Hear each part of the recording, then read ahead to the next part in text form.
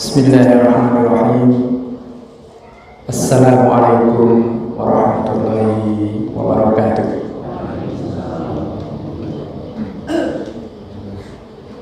Innal hamdalillah nahmaduhu wa nasta'inuhu wa nastaghfiruh wa na'udzu billahi min syururi anfusina wa min sayyiati a'malina. May yahdihillahu fala mudilla lahu wa may yudlil fala hadiya lahu. Asyhadu an la ilaha illallah wa asyhadu anna Muhammadan abduhu wa rasuluh. Allahumma shalli wa sallim wa barik ala sayyidil mursalin Muhammadin wa ala alihi wa ashabihi ajma'in. Allahumma la sahla illa ma ja'altahu sahla wa anta taj'alul hazna idza syi'ta sahla wa ba'd. Para ibu, para bapak, saudara sekalian, wabil khusus panjenenganipun Ustadz Romo Kiai Asy-Syaikh Ustadz Muzayyin Romo Kiai, ini luar biasa. Saya tidak menyangka kalau pada kesempatan kali ini Allah memperkenankan untuk saya ngambah jalan itu lagi. Alhamdulillah sekarang sudah bagus. Saya ingat dulu dengan GL hitam saya pernah jegur di sawah di situ. Itu ketika kesini ya. Itu tahun 87. Tahun 87. Jadi saya sering dolan ke sini dulu 86 ya, 86, 87, 88. Itu sering-seringnya saya main ke sini. Saya masih ingat ada nama Tolib ya. Tolib, ada kakaknya Tolib, Musta'in. Musta'in ya. Masya Allah. Wah, kok tambah tua ini. Alhamdulillah, banyak sekali perkembangan kita syukuri, bahwa dulu ada apa, sekarang ada apa. Artinya Allah memberikan kepada kita itu anugerah. Ini benar-benar harus kita syukuri. Tanpa saya buat-buat, bahwa beberapa waktu yang lalu saya bertemu dengan ibu-ibu, asmanipun Ibu Tarti atau Ibu Tirta, gitu kan. Nah, kalau di WA grup namanya Ibu Tirta, gitu kan. Kok bercerita kalau berkeluarga juga dengan Dadan, maka saya seperti terasa darah saya itu kayak disedot itu mendengar Dadan gitu tuh, negara Dadan itu tuh. Yang tadinya itu sudah merasa seperti tidak terbayangkan, kok alhamdulillah tersambung kembali. Kemudian ketika Dik Ja'far menyampaikan, kemudian Pak Inov juga pernah rasan-rasan, saya belum percaya gitu kan, kalau Dadan ini really needs me ya, kalau betul-betul Dadan itu kangen sama saya, itu saya masih belum percaya gitu kan. Tapi begitu engkang bau reksa Romo tindak Temanggung, itu saya baru oh ya sudahlah, bismillah. Hanya mohon maaf ini tadi saya tidak bisa isyaan karena tidak bisa maghriban. Ternyata hari ini saya ada 4 tempat sejak subuh tadi. Alhamdulillah nih belum pulang. Nah, alhamdulillah ini saya bisa sowan ke sini. Ibu dan bapak sekalian, saya tidak tahu, bahkan belum tahu ini saya mau matur apa ini tentang kajian ya, tema kajian kita. Sebaiknya memang ada temanya. Kemudian kalau bisa itu ditentukan, gitu kan? Ditentukan masalah apa, gitu kan? Sehingga kajian kita akan relatif lebih terarah. Kajian kita akan lebih terarah, gitu kan. Nah, misalnya tema tentang apa, gitu kan. faraid gitu kan. atau batalnya wudhu gitu kan. Hemat saya batalnya wudhu ini sudah biasa lah ya dikaji. Baik, malam hari ini barangkali tidak pakai tema, akan tetapi perkenankan saya buka dahulu dengan hadis Rasulullah Shallallahu Alaihi Wasallam, diriwayatkan oleh Imam Ibnu Majah. Hadis ini dari Mu'adz bin Jabal. Barangkali para asatidzah juga pernah mendengar hadis ini. Mu'adz bin Jabal mengatakan, qala Rasulullah Shallallahu Alaihi Wasallam, shalla Rasulullah Shallallahu Alaihi Wasallam yauman salatan. Pada suatu ketika Rasulullah ini sholat. Jadi sholat suatu sholat, gitu ya. Jadi kalau sholat suatu sholat, ini bukan sholat fardu. Jadi kalau ada sahabat melihat Rasulullah, itu Rasulullah, aku melihat Rasulullah itu sholat, gitu kan. Sholat untuk suatu sholat, gitu kan. Ini mesti sholat yang bukan fardu. Sebab kalau fardu, ini para sahabat mesti akan mengatakan kunna nusolli ma'a Rasul, gitu ya. Jadi Rasulullah ini sholat fa'atola fiha, dan Rasulullah ini sholatnya ini panjang, gitu ya. Panjang, gitu. Maaf, biasa ya, Rasulullah SAW itu sholatnya panjang itu biasa ya, biasa ya. Rakaat pertama bisa surat Al-Baqarah, rakaat kedua bisa salat Ali Imran, panjang gitu. Kalau di negara Dadan biasanya apa Pak? Oh, kulhu ya, kulhu sama ina atau ina, itu yang paling favorit. Fa'atala fiha falaman sorofa kulna. Kemudian ketika selesai dari sholat itu, kami kemudian bertanya, ya Rasulullah, atolta al-yawmas sholat, hari ini Anda memanjangkan sholat. Jadi sampai para sahabat ini sampai gumun gitu Pak ya, gumun. Ini nggak biasa-biasanya Rasulullah memanjangkan sholat seperti ini nggak biasa-biasanya. Sampai dikatakan ada istilah al-yaum di situ. Ya Rasulullah, atalta al-yaumas sholat. Wahai Rasulullah, Anda ini memanjangkan sholat ini, nggak kayak biasanya. Seolah-olah itu ada terselip pertanyaan, ada apa? Gitu kan. Jadi kalau Rasulullah kok sholatnya itu panjang, ini mesti ada apa-apa. Ya mungkin sama dengan kita ya. Nek sholatnya kok suwi gitu kan. Ya mungkin kayak kakean utang gitu kan. Misalnya kayak butuhnya Allah gitu. Orang nggak biasanya kok tiba-tiba jadi khusyuk setiap malam kok bangun gitu. Wah, ini mesti lagi punya masalah. Ya baik saja, boleh. Atau tal yaum as-shalat. Baik. Qala Rasulullah kemudian mengatakan begini, inni sholaitu sholata raghbatin wa rahbatin. Aku ini barusan sholat raghbah, sholat gembira, sholat karena gembira, sholata raghbatin wa rahbatin, tetapi juga sekaligus sholat yang menyedihkan, gitu kan? Rodo angel gile nerangke gile. Jadi di dalam satu sholat itu ada gembiranya, ada susahnya. Ini jawaban Rasulullah Sallallahu Alaihi Wasallam. Inni sholaitu sholata raghbatin wa rahbatin. Sa'altullaha azza wa jalla.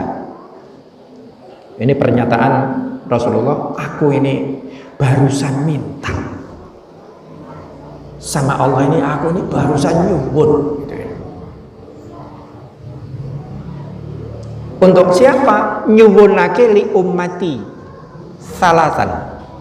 Aku mintakan atas umatku ini 3 hal. 3 itu apa saja? Fa'atanis. Nah ini waradda alayya wahidatan. Akan tetapi Allah Ta'ala ini memberikan kepadaku ini 2. Aku minta 3 kepada Allah, 2 yang diberikan, kemudian 1 yang ditolak gitu. Mohon maaf, Ibu kok saya butuh butuh minum di mobil. Air putih boleh.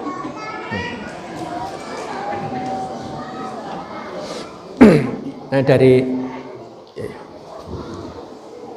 dari pagi tadi mohon maaf, ini kok mau non sewa kaya anggota dewan. Baik,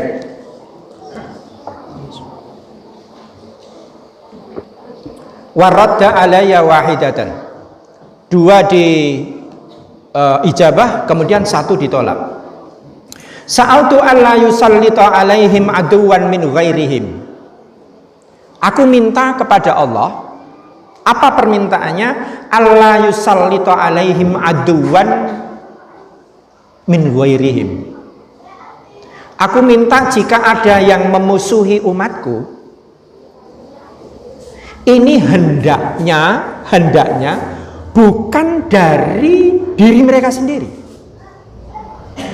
Jadi kalau memang ada yang memusuhi, ini aku minta itu dari pihak lain lah. Maka ketika Umar bin Khattab itu habis dibunuh, kemudian bertanya, ini siapa yang membunuh aku? Kemudian disebutkan namanya Lu'lu'. Abu Bakar, Umar bin Khattab kemudian alhamdulillah gitu. Justru merasa berterima kasih kepada Allah. Kenapa? Karena yang membunuh itu orang Majusi gitu kan. Jadi yang membunuh siapa? Orang Majusi, bukan orang Islam gitu kan. Nah, Umar bin Khattab akan merasa sedih kapan? Apabila yang membunuh aku itu orang Islam. Untung bukan orang Islam. Maka alhamdulillah. Ini pernyataan dari Umar bin Khattab. Insyaallah. Dan doa dari Rasulullah Shallallahu Alaihi Wasallam itu Allah yusallita alaihim aduwan min ghairihim. Jangan sampai umat Islam ini diserang, dihinakan, dihancurkan oleh sendiri. Kalau mau dihancurkan silakan, tapi harus dari orang lain, gitu Pak. Dan itu terjadi sekarang.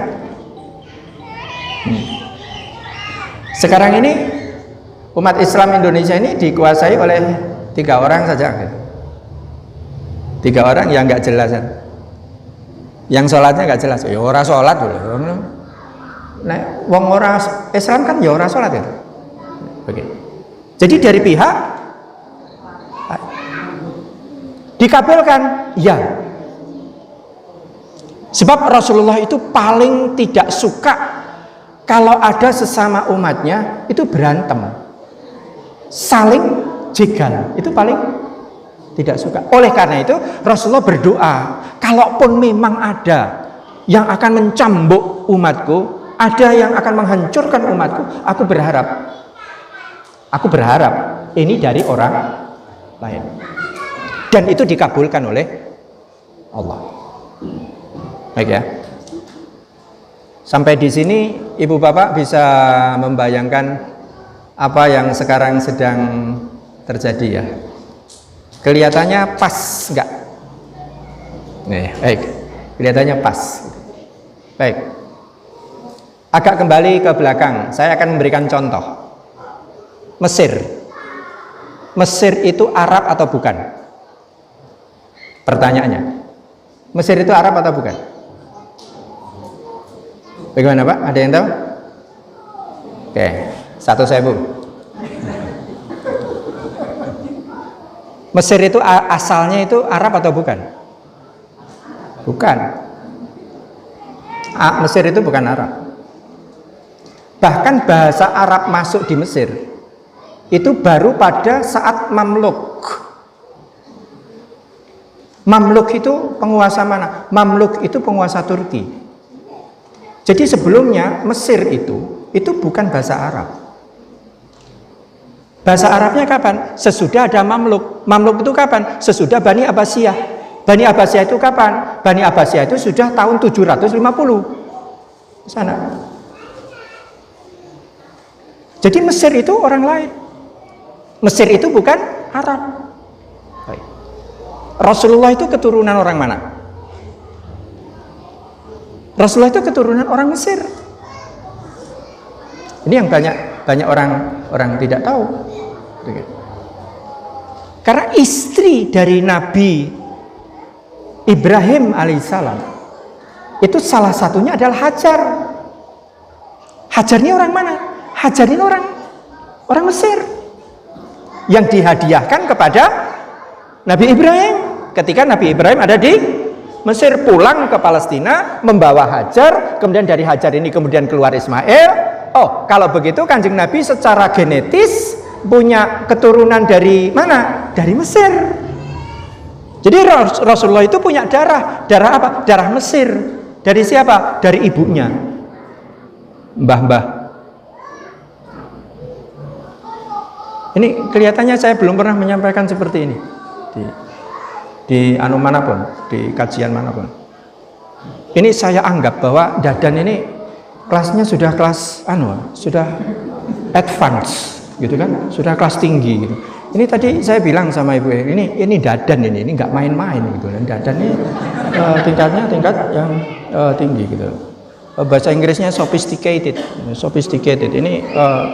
Ini tidak ada. Saya belum pernah melakukan kajian seperti ini. Silakan mungkin ibu yang ngikuti saya kemana-mana. Saya belum pernah menyampaikan ini. Jadi ada faktor luar, iya. Jadi yang menyerang itu mesti faktor luar. Satu ya, baik. Yang kedua, Rasulullah mengatakan begini, fa'atoniha, Allah kemudian memberikannya itu. Wasa'altu alla yuhlikahum gharaqan. Aku minta kepada Allah supaya umatku ini tidak mati karena tenggelam. Mengapa? Sebab Rasulullah Shallallahu Alaihi Wasallam seolah-olah dalam bahasa kita itu trauma melihat siksa Allah kepada umatnya Nabi Nuh. Rasulullah sekali itu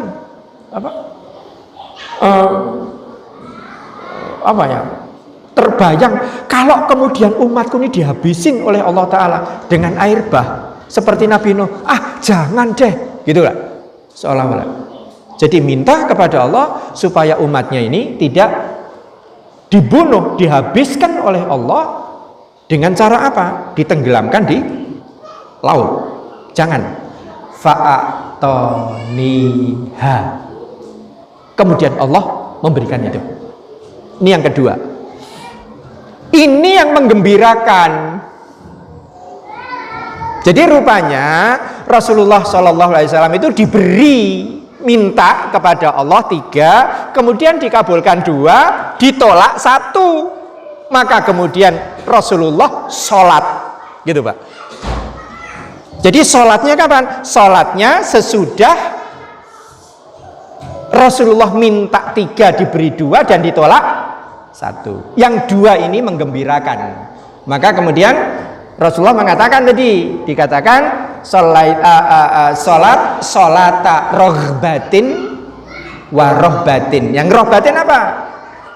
Wasa'altu an la yaj'ala ba'sahum bainahum. Aku minta kepada Allah supaya jangan saling serang, jangan saling pamer kekuatan.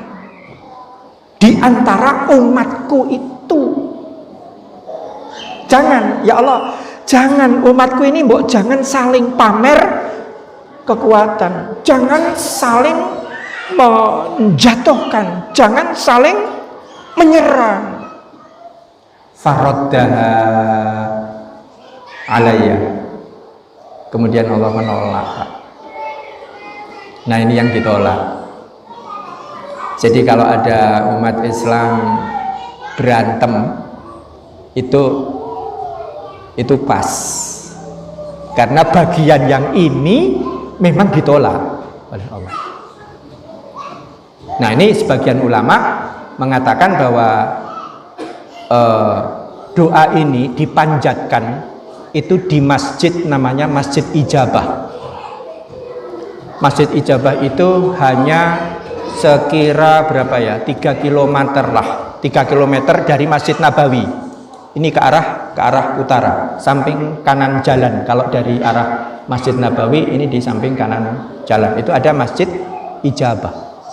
Nah, jadi disitulah Rasulullah SAW memohon kepada Allah. Ternyata untuk memohon kerukunan internal umat Islam ini ditolak, Pak. Yang ditolak ini. Nah, maka kalau sekarang ini kok ada yang mudah untuk bid'ahkan, sak pas. Ya ini pancen ini, Pak. Memang begini gitu. Nah, sementara apa? Sementara yang saya lihat bahwa ke depan ini kita perlu, Pak, perlu yang bersatu menyatukan apa yang kita bisa. Salah satu alasan kenapa kok beda sedikit saja itu sudah jadi masalah. Kenapa? Sebabnya adalah karena orang itu tidak mengerti, tidak memahami dalil orang lain. Baik, contoh. Saya sholat begini, at-tahiyat. Saya begini. Ini saya akan pertahankan. Dalil saya akan saya pertahankan. Karena ada diriwayatkan oleh Imam Tirmidzi. Sampai dinyatakan di dalam hadis itu, innahu la asyaddu. Dia akan lebih keras pukulannya terhadap setan. Tetapi ketika ada orang yang asyhadu alla ilaha illallah seperti itu, saya juga ngerti dalilnya. Jadi saya tidak masalah. Yang mempermasalahkan siapa? Yang mempermasalahkan adalah yang tidak mengerti dalil orang lain. Kenapa kita kemudian menjadi bermasalah ketika kita berbeda? Iya, sebab kalaupun mengerti dalil orang lain, dia akan mengatakan bahwa yang penting dalilku ini yang benar ya dalilku. Kalau lainnya nggak benar gitu kan. Ya maka mohon maaf Ibu dan Bapak sekalian, dari sini kalau misalnya ini nanti terus dikajikan, saya boleh mengusulkan. Ini belum pernah, Pak. Saya belum pernah mengkajikan kitab Bidayatul Mujtahid, belum pernah saya. Maka kalau Dadan ini, Universitas Dadan ini berani gitu kan, bismillah kita bedah. Misalnya wudhu itu batasannya di mana? Menurut Imam Syafi'i bagaimana? Menurut Imam Hambali bagaimana? Ini kita dikasih tahu semua di dalam alasannya apa? Sehingga dengan kita mengerti semua pihak, maka lantas apa? Lantas kita ini gampang, Pak. Oh, kowe nggo alasan kae to. Oh ya wis, ora apa-apa. Imam Syafi'i pergi ke Irak. Untuk apa? Untuk ngaji. Ngaji kepada sesepuhnya, yaitu Imam Hanafi. Kemudian rupanya di Irak ini Imam Syafi'i ketemu dengan dua imam besar. Itu murid kesayangan dari Imam Hanafi. Namanya Imam Hasan Syekh Hasan dan Syekh Ismail. Ketika Imam Syafi'i itu datang, kemudian melihat ciri-cirinya dan lain sebagainya, kemudian bicara banyak, akhirnya Imam Syafi'i ini yang diberikan kesempatan untuk sholat subuh, ngimami sholat subuh. Begitu salam selesai, ini Syekh Hasan ini muridnya Imam Hanafi ini bertanya, ya Syekh, kenapa Anda tidak pakai kunut? Padahal keyakinan Anda itu kan kalau subuh kan pakai kunut. Kenapa Anda tinggalkan kunut? Jawaban Imam Syafi'i adalah, saya menghormati guru kita. Yang dimaksudkan guru kita adalah Imam Abu Hanifah. Jadi ibu dan bapak sekalian, barangkali sekelumit saja ya, sekelumit supaya kita bisa membayangkan, paling tidak bayangan garis besar dulu, gitu kan. Ya.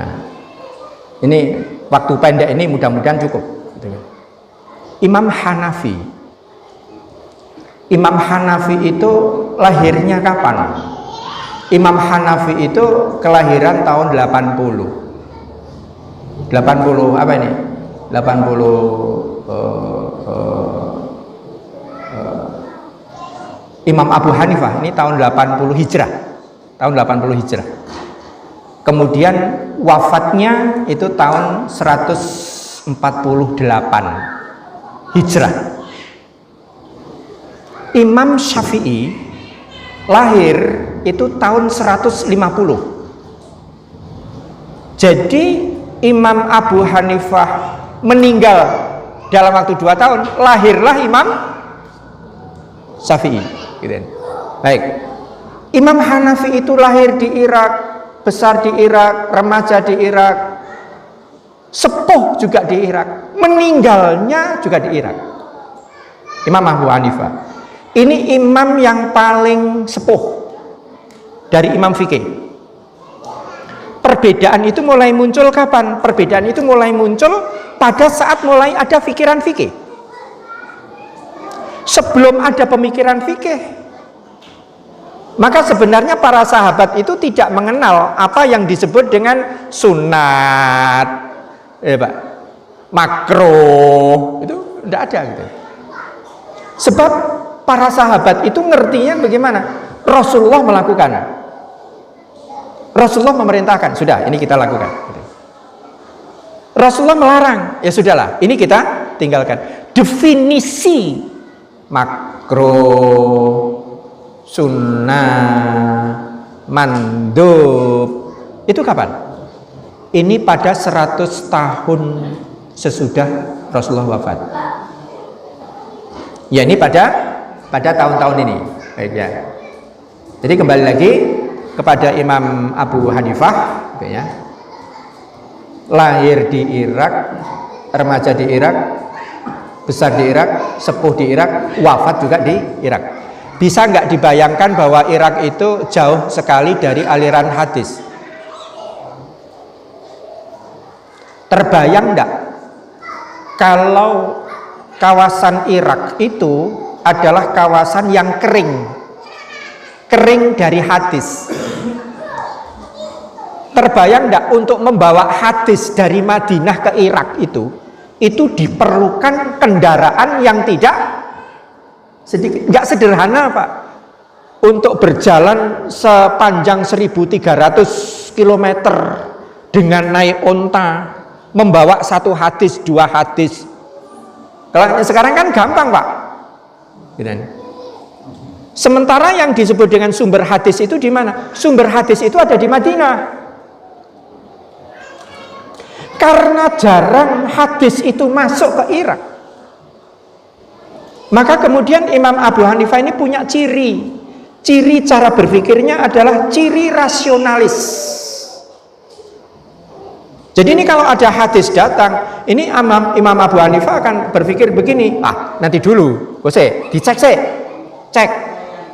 Ini ada nggak di Quran, gitu kan?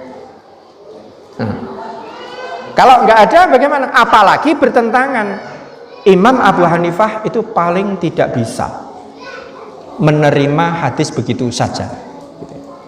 Sebab apa? Jarang sekali ada hadis yang datang, gitu kan. Bisa dibayangkan Pak, gurun Pak, gurun pasir, panas seperti itu, nggak gampang itu. Apalagi misalnya ada hadis man syamma yadal ulama dakhalal jannah, sing sapa wonge ngambung tangane ulama mlebu swarga. Nanti saya tak sebelum pulang nanti saya tak di pintu gitu tuh. Engko tak anggo minyak wangi wis. Tanganku tak kayane minyak wangi. Udah ambung. Men mlebu. Ini kalau menurut Imam Hanafi bagaimana? Pasti tertolak. Sebaliknya siapa? Sebaliknya adalah Imam Maliki. Imam Maliki ini lahir di Madinah, remaja di Madinah, muda di Madinah, besar di Madinah, sepuh di Madinah, meninggal juga di Madinah.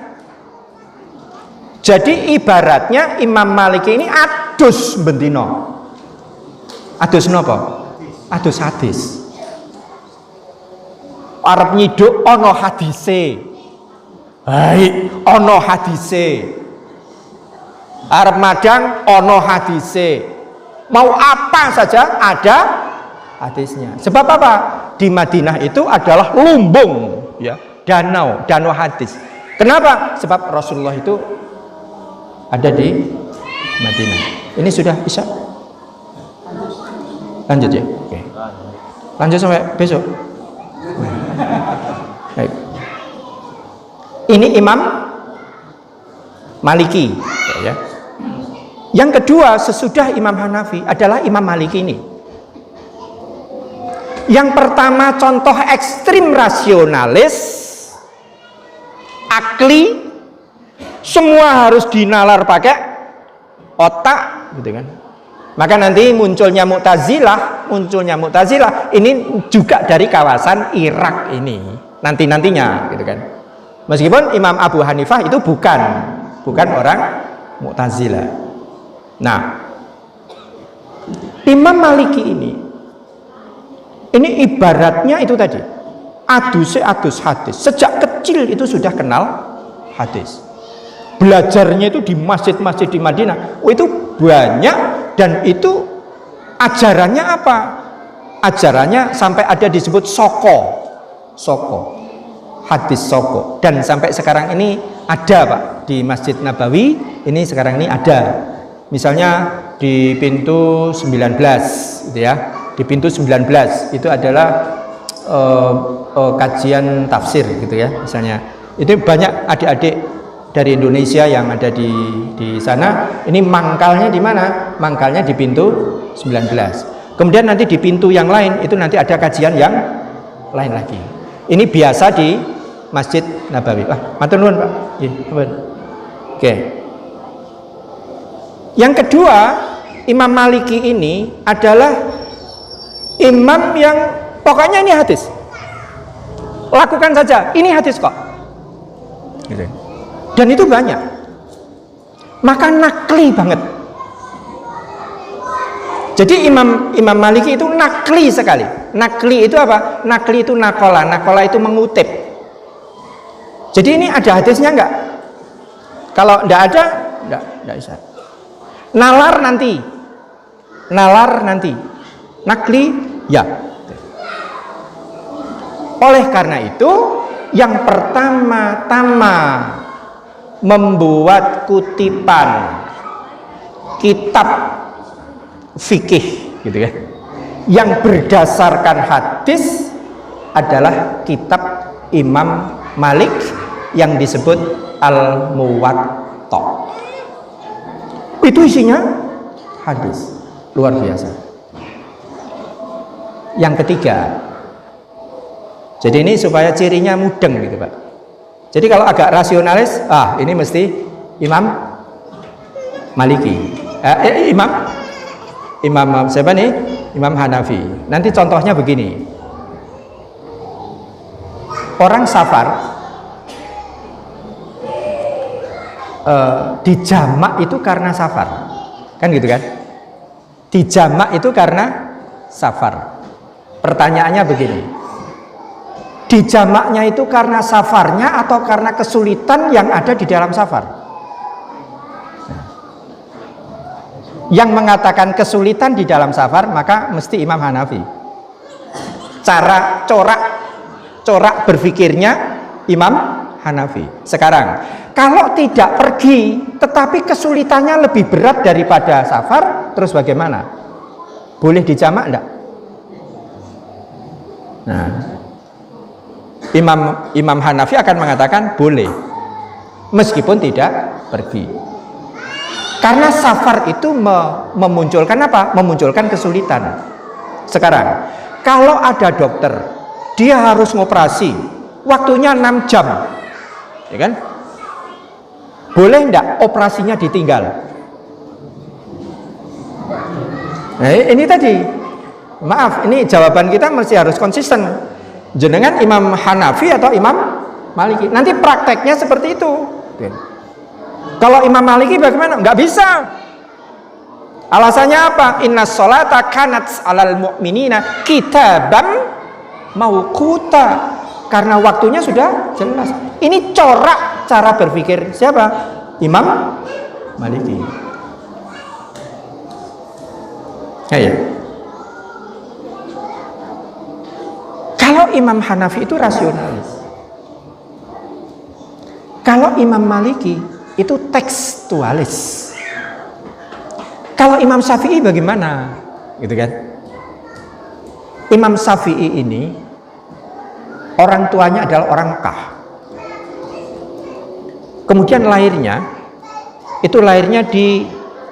di Palestina, di dekat Laut Mati. Karena apa? Karena orang tuanya itu dalam rangka berdagang. Ayahnya meninggal ketika Imam Syafi'i masih ada di dalam kandungan. Jadi ceritanya mirip seperti Kanjeng Nabi Muhammad SAW.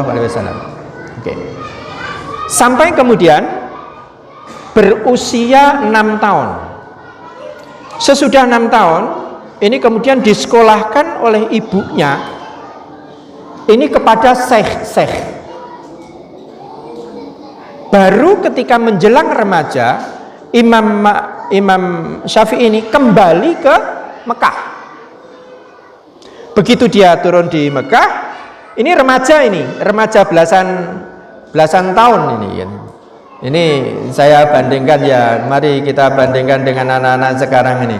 Kalau dulu itu orang belajar itu mencari kiai, mencari ulama, mencari syekh. Syekh-syekhnya Imam Syafi'i ini ada berapa? Ada 96 orang syekh. Gitu. Besar-besar semua ngaji. Dan yang paling hebat adalah ibunya.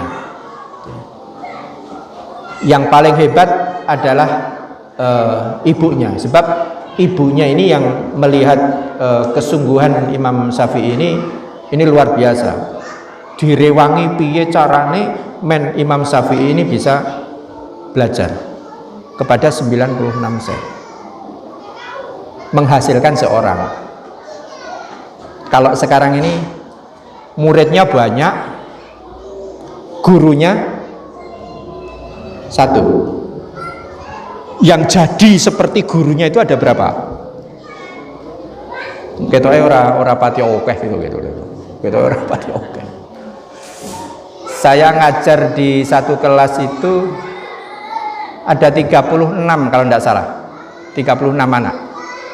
Yang jadi seperti Mas Lanang itu ya lanang tok itu. Ya hanya lanangmu dadi itu. Lanangmu dadi. Ya dari satu kelas itu yang jadi hanya lanang. Jadi ibu dan bapak sekalian, begitu usia 19 tahun Imam Syafi'i ini kemantil-mantil kepingin pakai banget untuk bisa ngaji langsung kepada Imam Maliki.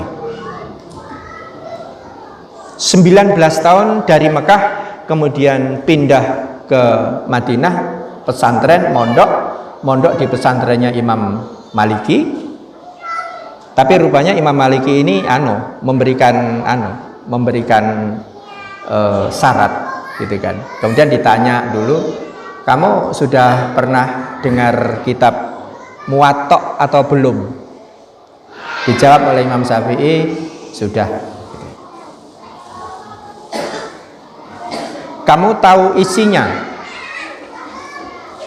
Dijawab, tahu. Kamu bisa mengutip sebagian dari kitab itu? Kemudian Imam Syafi'i menghafalkan kitab itu dari awal sampai akhir. Luar biasa. Kalau mau ketemu guru, ini bagaimana caranya supaya aku ini diakoni murid. Ini Pak, orang dulu Pak, wong biyen niku nek golek ngelmu niku ngoten niku Pak. Piye carane men aku iki diakoni dadi murid? Diakoni mawon, itu sudah luar biasa. Lah kitab Muwatta setebal itu dihafal oleh Imam Syafi'i. Baru kemudian Imam Maliki, ya sudahlah kalau begitu umur 23 tahun Imam Syafi'i sudah jadi mufti, sudah diminta untuk memberikan fatwa. Begitu umur 24 tahun pamit mengajukan kepada Imam Maliki, Syekh, ini saya mau memperdalam lagi ilmu saya mau pamit, mau ke Irak, saya mau belajar dari Imam Hanafi. Padahal Imam Maliki itu juga tahu kalau Imam Hanafi itu musuh dalam tanda kutip. Kayak sidik-sidik pakai logika, sidik-sidik pakai nalar. Padahal aku ini sukanya pakai teks, pakai dalil, gitu kan? Ini kok mau ngaji kok di tempat musuhku dalam tanda kutip, gitu kan? Ya bukan musuh betulan, enggak gitu kan. Musuh pikirannya tidak sama gitu. Baik. Maaf, saya minum sebentar.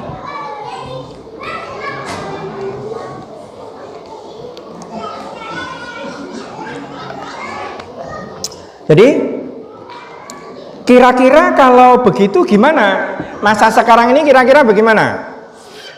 Kalau ada dua kiai yang berseteru gitu kan, kemudian ada santrinya ini ingin ngaji ke sini, ini kiainya ini ngasih enggak? Kalau sekarang ini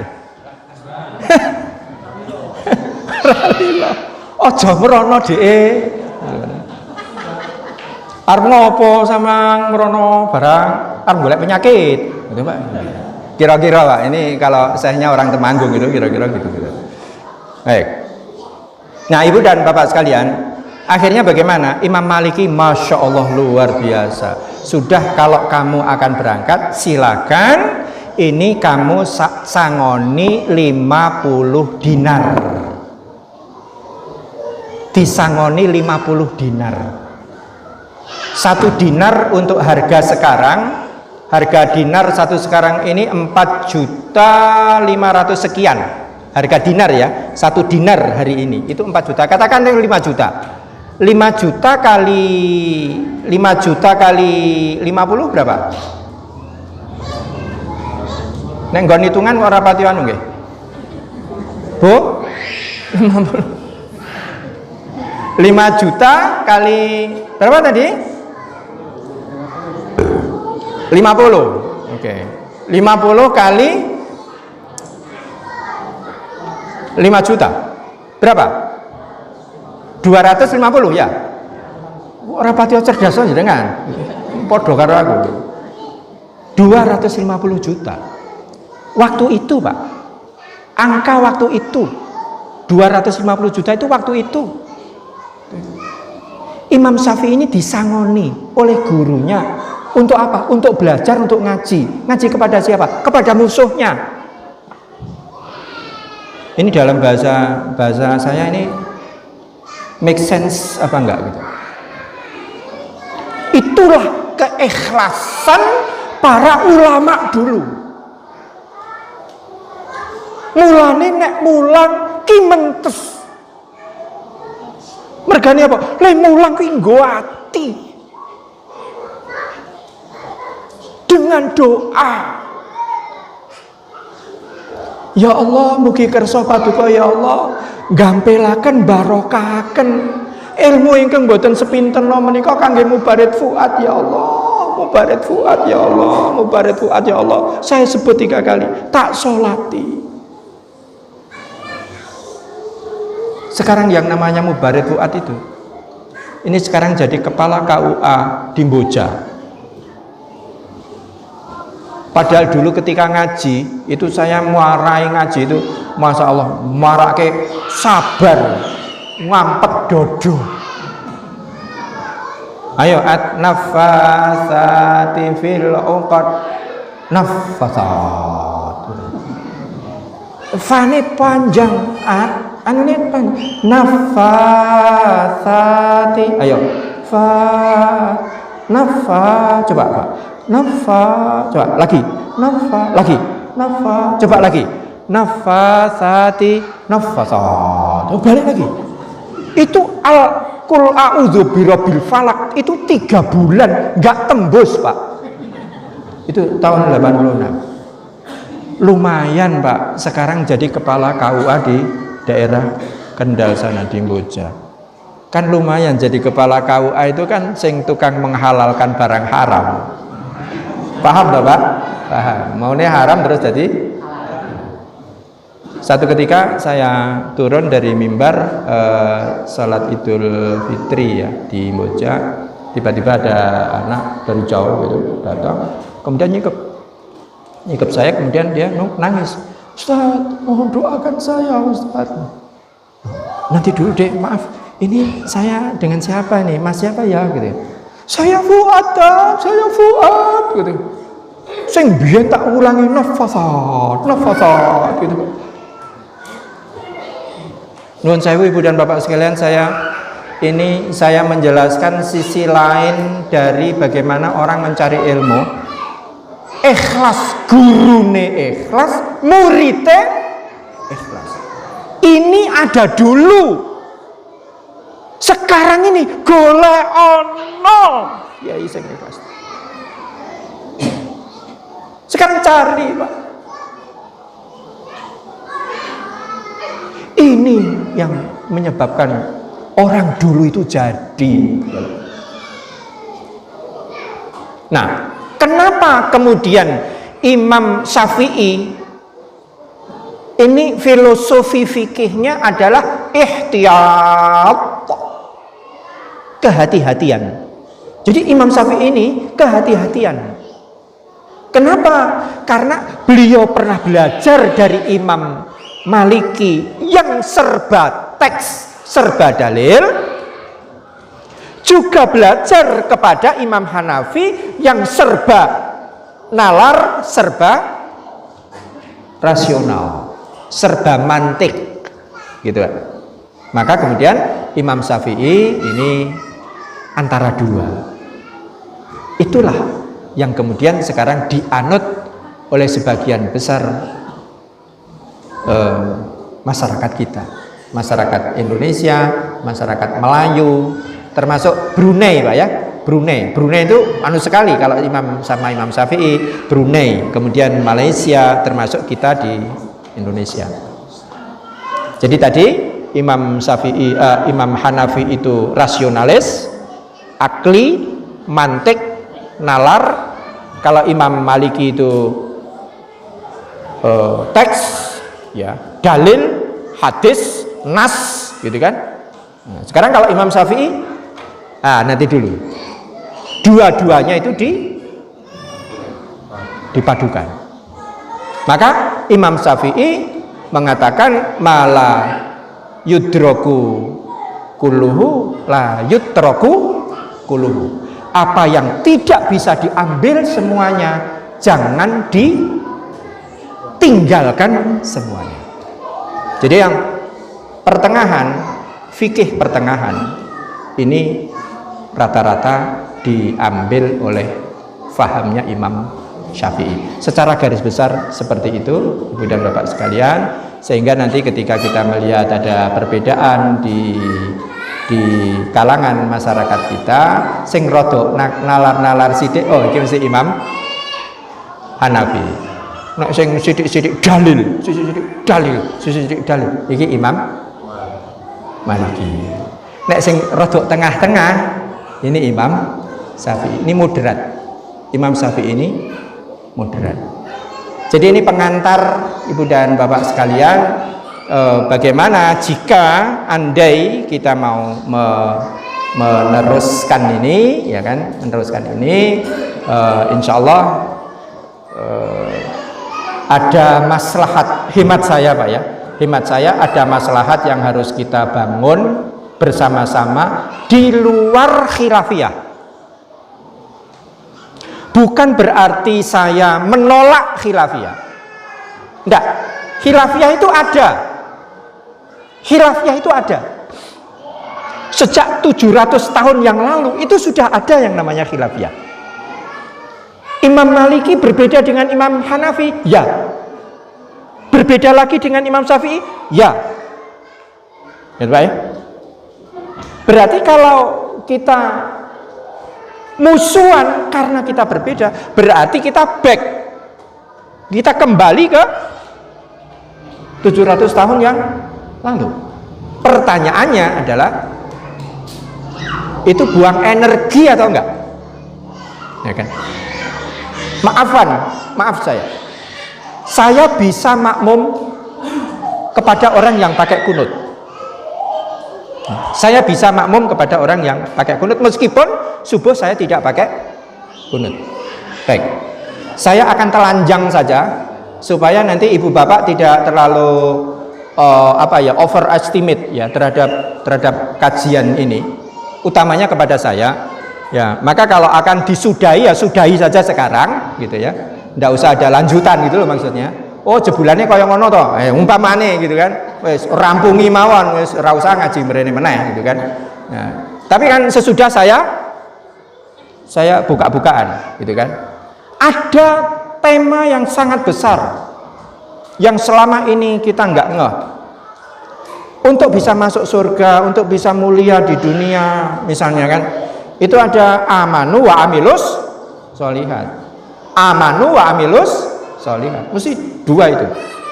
Iman sudah, amal salihnya yang kedadaran. Kita kedadaran kan? Kita kan kedadaran sekarang ini. Coba ayat misalnya ya, wa fis sama'i rizqukum. Dan di langitlah rezekimu itu. Wa ma tu'adun.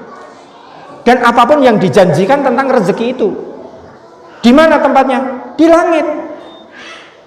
Fa wa rabbis samawati wal ard annahu la haqqun. Demi yang menguasai langit dan bumi, itu benar.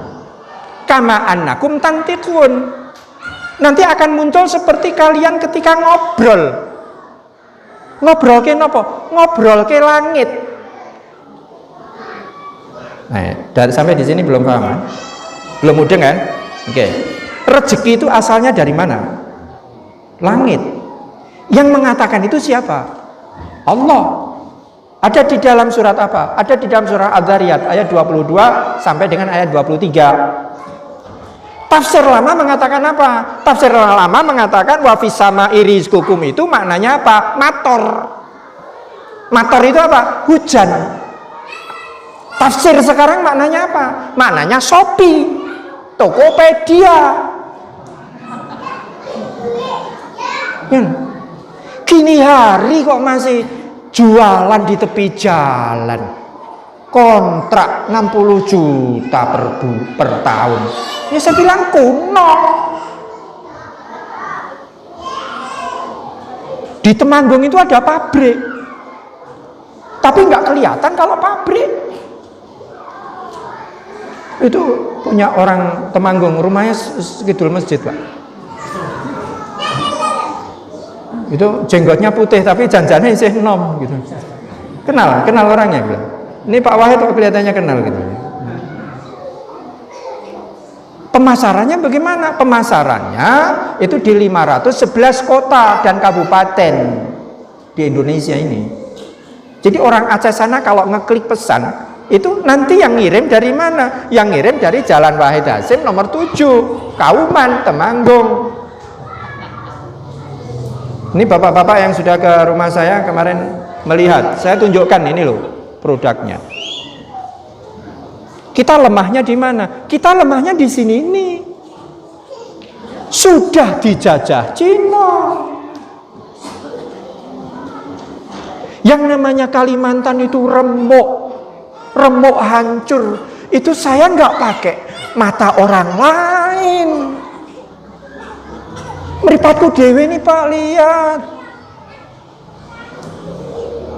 Saya ngaji ke sana pakai Kesna. Saya terbang dari Balikpapan ke Sangatta 1 jam di atas pohon, diisi 12 orang. Bawah itu kelihatan, Pak, hancur, remuk Kalimantan itu. Sempat saya video, remuk, Pak. Kalah kita di mana? Kalah kita di sini ini. Saya nggak kata orang ketika melihat asrama Cina di sana. Saya nggak kata orang, mataku dewi. Saya duduk sama Cinanya itu tak salami, tak jek bahasa Inggris, mereka nggak ngomong, mereka nggak bisa apa-apa.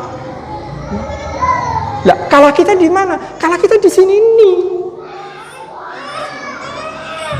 Gini masih bicarakan nek nyenggol wong wedok batal napa mboten tat.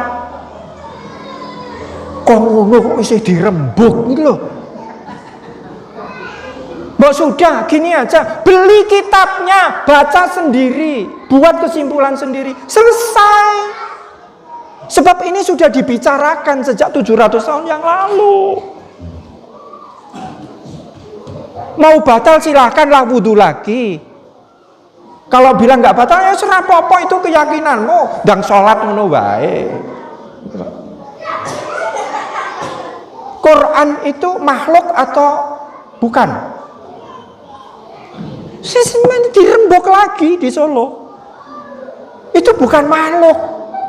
Kalau bukan makhluk berarti nggak boleh diudik-udik. Kalau makhluk berarti boleh diudik-udik. Quran itu. Kemudian ayat 51 surat Al-Maidah, misalnya kan, itu diterjemahkan menjadi apa itu? Menjadi kawan sahabat setia. Wow, heboh. Umat Islam heboh. Saya dalam hati saya kok gampang mensi gumunan. Mbok nggak usah gumun pada hal-hal yang begitu itu. Ada PR banyak di. Itu semua sudah ada, Pak. Sudah ada. Klasifikasi hukum itu sudah ada. Kita tinggal pencet. Mau yang mana? Mau di Maktabah Samilah saya tinggal install. Ini saya installkan, Pak. 80 giga kalau ada yang mau. Gratis. Nah. Tinggal pakai. Baik. Ya monggo, kalau kita masih mau berkutat soal itu nggih monggo. Gitu kan. Nyenggol ki batal apa ora? Saya nggak bisa membayangkan ya. Saya nggak bisa membayangkan tawaf itu. Lagi tawaf begini, subhanallah wa bihamdi, subhanallah. Mergane napa? Wedi nek senggol. Subhanallah. Terbayang enggak? Kayak gini mau dibahas terus. Mau sampai kapan? Sampai kiamat, itu yang namanya khilafiyah, itu ada.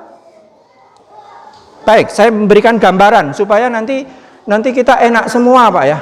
Enak semua. Saya berikan gambaran. Idza kuntum ilas sholati faghsilu wujuhakum wa aydiyakum ilal marafiq.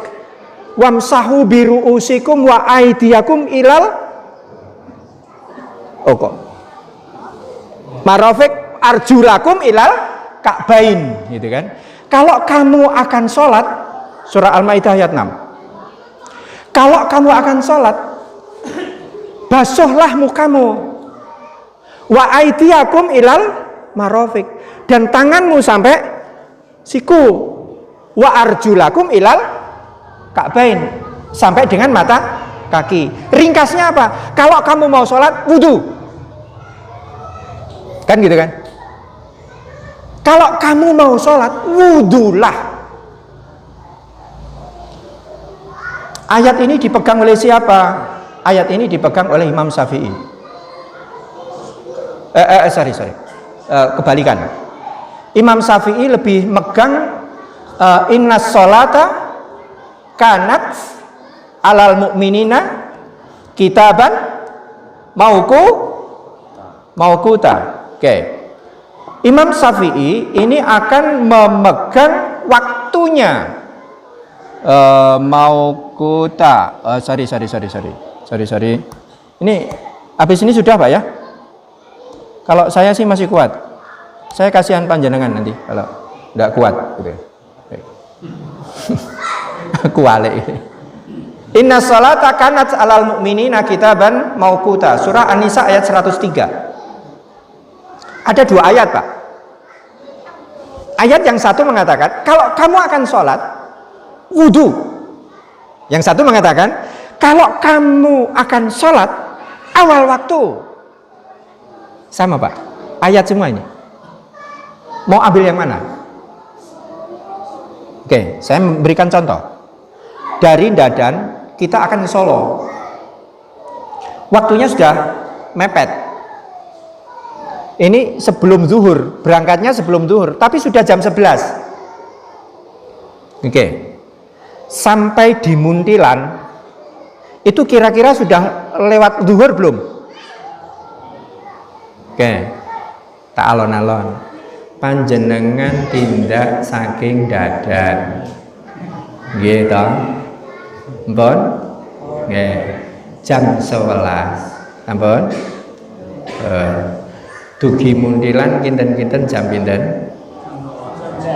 Oke. Niku pun luhur napa dereng? Sampun. Oke.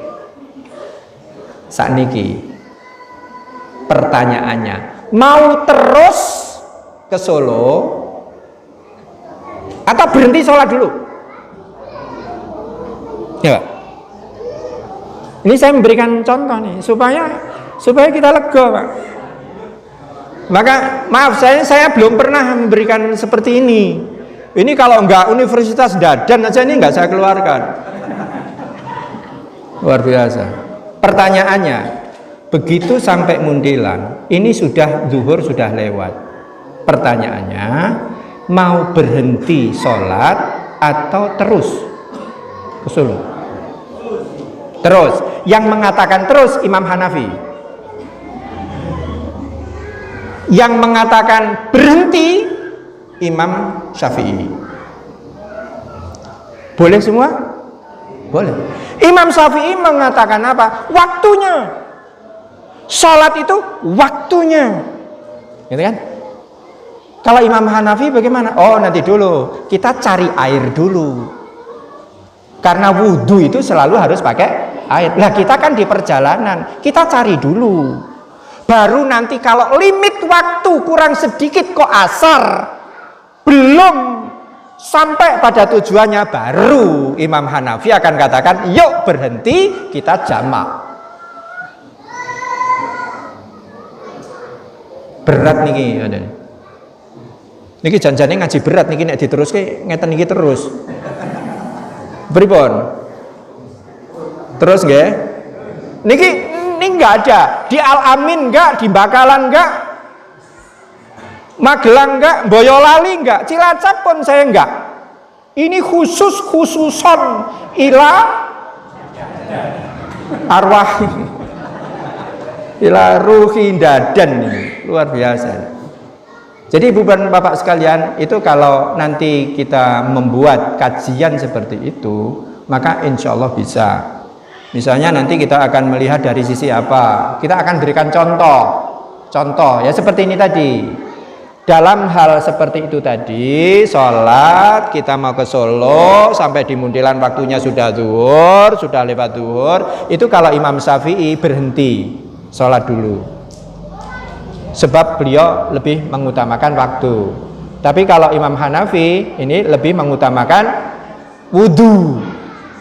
Ya nanti dulu kita masih belum dapat air kok di perjalanan, yang penting kan cari airnya dulu, gitu kan? Bukan wudhunya dulu, cari airnya dulu. Insya Allah dengan seperti ini maka kita akan lego di dalam urusan khilafiyah. Ngerti loh Pak? Saya balik kepada rumus tadi bahwa orang, maaf itu, seolah-olah itu apa yang pada dirinya sendiri itu yang benar. Jadi kalau Rasulullah mengatakan bahwa besok di akhir kehidupan umatku itu nanti umatku akan terpecah menjadi 73. Dia mengatakan 72, dia mengatakan 73. Nah, itu kalau saya melihatnya bagaimana? Ada 73 kekuatan. Kalau masing-masing itu berjalan dengan posisinya masing-masing, itu akan menjadi kekuatan. Karena apa? Diversifikasinya berbeda-beda. Jadi yang berbeda apanya? Yang berbeda adalah diversifikasinya. Oke. Sepeda motor boleh diprotoli enggak? Boleh. Oke. Sepeda motor boleh diprotoli. Kemudian nanti ketika dipasang itu mesti harus satu merek enggak? Oke, saddle-nya boleh pakai merek apa saja, ya kan? Oke, pentilnya boleh pakai merek apa saja. Perkenankan saya membayangkan seperti itu. Silakanlah umat ini ada yang jadi pentil, silakanlah umat ini ada yang jadi jok, silakanlah umat ini ada yang jadi lampu, silakan umat ini ada yang jadi rem, gitu kan? Tapi menjadi sebuah kesatuan untuk berjalan ke arah Ka'bah sana. Gitu Pak. Kita ini sudah rojah rajeh, kita ini sudah dijajah Pak. Ini masih internalnya ini masih berat. Taliban itu masih berat, internalnya masih berat Taliban itu. Ada fastun lah, ada semua, ada 7. Masing-masing ingin supaya ustadznya itu yang naik, gitu. Ngeri Pak, dalamnya saja ngeri. Jadi kesimpulannya, kalau kita ingin belajar khilafiyah, maka ya itu tidak akan menyelesaikan masalah. Kesimpulan saya, kalau orang berbeda itu bukan musuh Pak. Berbeda itu bukan musuh, gitu. Ya ini mungkin jok guyon, tapi ini terjadi. Satu ketika kami sama-sama di Ngadirjo dengan Kiai Batok Kiai siapa? Kiai Syihabuddin. Ya, Kiai Syihabuddin.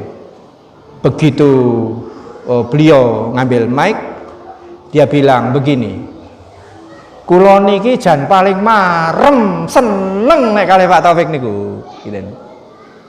Mergane Pak Taufik niku Muhammadiyah niku pun luntur.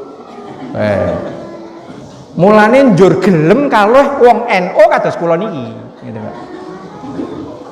Nah, begitu saya ambil mic, giliran saya ya sekalian. Kan enak itu ngambil mic yang kedua, Pak. Yang pertama kan nggak bisa nyemes lagi kan? Okay.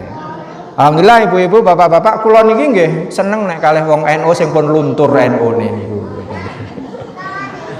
Jadi orang yang luntur ke NU-nya itu bisa dengan Muhammadiyah yang sudah luntur ke Muhammadiyahnya. Ini maaf ini ndak ini joke ya, ini guyon ini. Hanya memang seperti itu.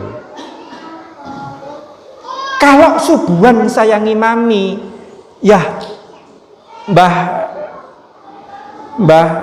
siapa tadi? Mbah Syihab itu ya makmum. Ya enggak masalah. Sebab apa? Ada sesuatu yang lebih besar di sana yang harus kita lakukan bersama-sama. Ada PR yang lebih besar daripada sekedar mempermasalahkan, maaf, hanya sekitar itu saja. Oke, saya satu lagi. Saya akan telanjang. Saya akan semakin telanjang. Kalau penentuannya ini, kata-kata saya yang terakhir ini, ya. Kalau gara-gara ini kemudian saya nggak jadi ngaji di sini lagi, oke, rapopo, ikhlas. Gini Pak, apa ya mung gara-gara polok ki mlebu neraka?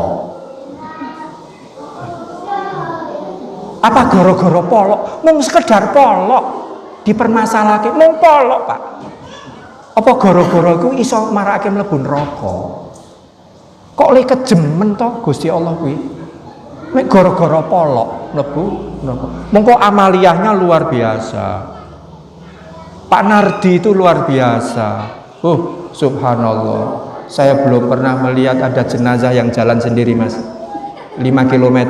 Jalan sendiri itu jenazah itu.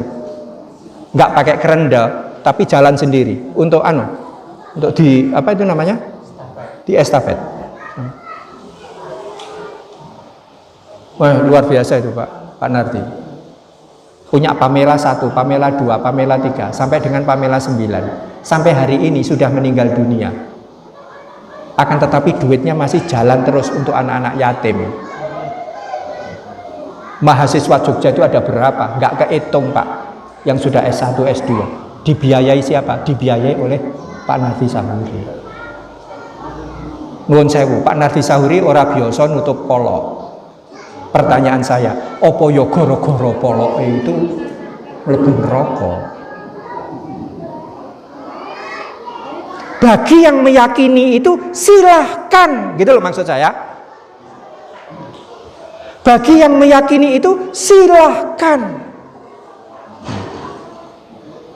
Tapi juga biarkan bahwa kami ini tidak harus seperti itu, gitu.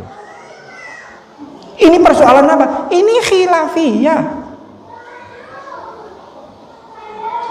Wah, ini saya ketoknya marem banget ini saya ngomong sore hari ini. Saya belum pernah menyampaikan seperti ini. Ke depan umat ini dibutuhkan umat yang satu. Oke, ibu-ibu sekarang kalau belanja kemana Bu? Mesti ke Shopee, ya kan? Shopee, Tokopedia, apalagi? Lazada, apalagi? Ini saksi saya Dek Ja'far ini. Kemarin saya ajak ke Kendal, di daerah Kendal. Ada anak 50 muda-muda semua. Kita mau bikin apa? Kita mau bikin apa namanya? Startup. Kita mau bikin startup. Startup. Nggak main-main, kita mau bikin startup. Startup Muslim.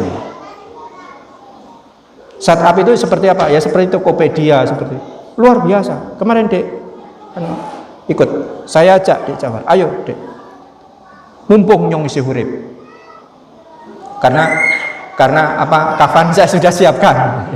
Ya saya gini-gini saya sudah siap kafan. Itu harta terakhir yang akan kita bawa menghadap Allah. Ini jangan bilang seperti Ustaz Jauhari kan, jangan bilang bahwa nggak ada harta yang kita bawa pulang.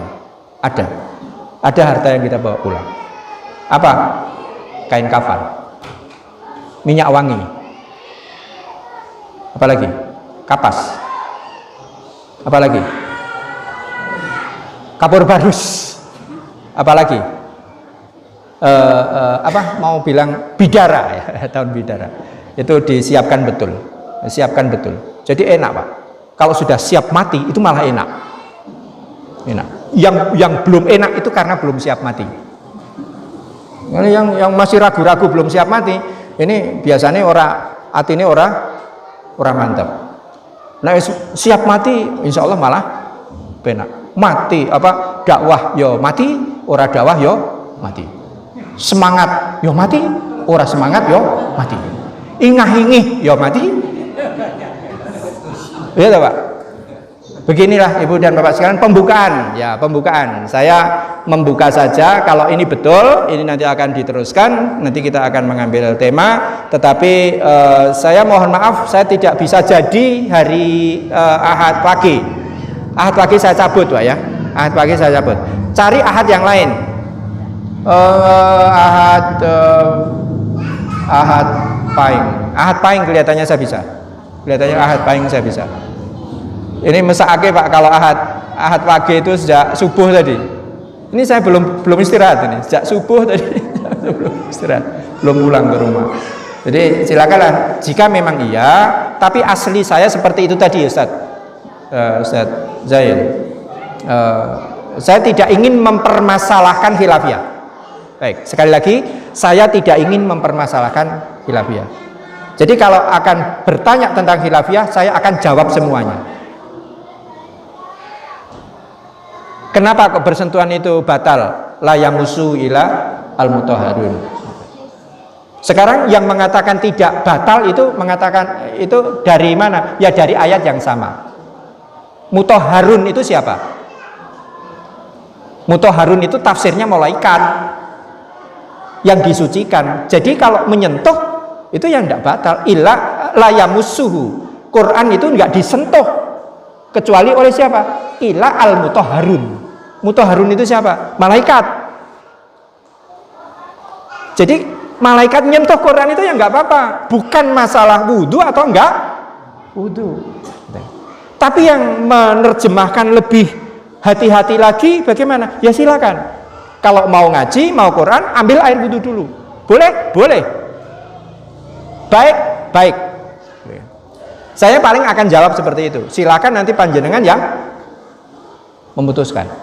Supaya apa? Saya ingin keluar dari masalah seperti ini.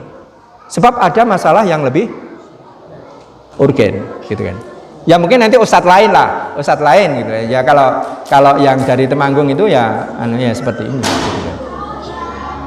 Maka kan Ibu dan Bapak sekalian, yang pendahuluan yang bisa kita sampaikan. Kalau misalnya nanti ada pakai layar juga boleh, supaya nanti ibu bapak bisa mengikuti teks. Karena ada ayat, ada hadis yang nanti kita bisa jelaskan kata per kata, gitu kan? Supaya nanti kita bisa belajar lebih jelas lagi. Ya, kalau hadis itu nomornya berapa? Imam Bukhari hadis nomor berapa? Halaman berapa? Itu nanti supaya kita bisa lebih jelas lagi. Ini presentasi saya pertama, rasa kangen saya pada Ustadz Zain. Saya minta komentar lah, komentar Ustadz Zain, tidak kita satu kalimat, dua kalimat tentang kajian kita, utamanya kehadiran saya di sini. Kalau misalnya dengan seperti ini kok nggak diperkenankan, ya sudah, ya sekali ini saja, gitu kan. Sesungguhnya tak orang merene meneh wis gitu ya. Mungkin satu ketika malah bisa berkolaborasi ya, kalau kerso dengan Adinda Ustadz Huda ya, Ustadz Fatul Huda ya, kalau misalnya kerso nanti bergabung dengan kita ya, mudah-mudahan nanti bisa lebih gayang gitu. Hadan Allah wa iyyakum ajmain, kurang lebihnya mohon maaf. Assalamualaikum warahmatullahi wabarakatuh.